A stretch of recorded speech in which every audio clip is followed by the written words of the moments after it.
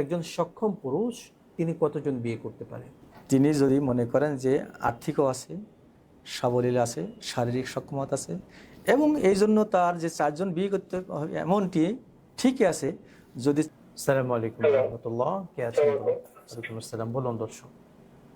আমার একটা প্রশ্ন ছিল। সে প্রশ্নটা হচ্ছে, একজন ব্যক্তি শারীরিক এবং মানসিকভাবে সক্ষম এবং আর্থিকভাবে সমৃদ্ধ তেমন অবস্থায় একজন ব্যক্তি সর্বোচ্চ কতজন বিয়ে করতে পারে? পুরুষ। আচ্ছা, বুঝতে পেরেছি, সঙ্গেই থাকুন। দর্শক যেমনটি বললেন, একজন সক্ষম পুরুষ আর্থিক এবং শারীরিক তিনি কতজন বিয়ে করতে পারেন? সর্বোচ্চ 4 জন বিয়ে করতে পারে, এটা সুন্নাহ। জি। হ্যাঁ, এটা সুন্নাহ। তিনি যদি মনে করেন যে আর্থিকও আছে, সাবলীল আছে, শারীরিক সক্ষমতা আছে এবং এই জন্য তার যে 4 জন বিয়ে করতে হবে এমনটি ঠিকই আছে।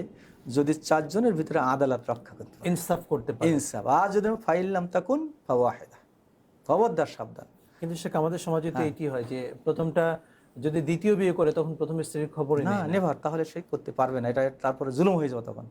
যদি 4 জনের আদালত রক্ষা করতে, 4 জন পৃথক ঘর, পৃথক খাওয়া দাওয়া, পৃথক দেওয়া, সব পৃথক এবং বাসস্থান, সমমানের। সব ধরনের, যে ছোট বউকে যেমন খাওয়াবে বড়কে সেরকম। জি। ছোট বউর ঘরে যেদিন যাবে তারপরের দিন মেজো ওয়াইফের ঘরে সে যাবে, অর্থাৎ তার দাওয়ামটা, তার যে স্ত্রীর কাছে যাওয়া আসা সেটাও ঠিক রাখতে হবে এবং লেনদেনও ঠিক সব রাখতে হবে, দিক থেকে সমান কথাবার্তা সমান ঠিক হতে রাখতে হবে। হবে, জামা কাপড় ঠিক রাখতে হবে, বাসস্থান ঠিক রাখতে হবে, খাওয়া দাওয়ার মানও ঠিক রাখতে হবে। যদি এই আদালত রক্ষা করতে পারে তাহলে সম্ভব, আর যদি না পারে আল্লাহ কোরআনেই বলছেন ফাওয়াহিদাতুন। অর্থাৎ এই একটা সুন্নত, অনেকে যদি সুন্নত পালন করতে গিয়ে যদি জুলুম করে এটা কিন্তু বড় গুনাহগার হবে। জুলুম আর করা যাবে না। যদি জুলুম অবস্থা হয়ে যায় তাহলে সে মাজলুম হবে স্ত্রী, আর যাদের স্বামী উপর হবে জালেম। সালেম হবে জানা। তাহলে জালেম থেকে আমার লাভ কি? তাহলে সেটাই ভালো, আর একটাই ভালো। একটাই ভালো।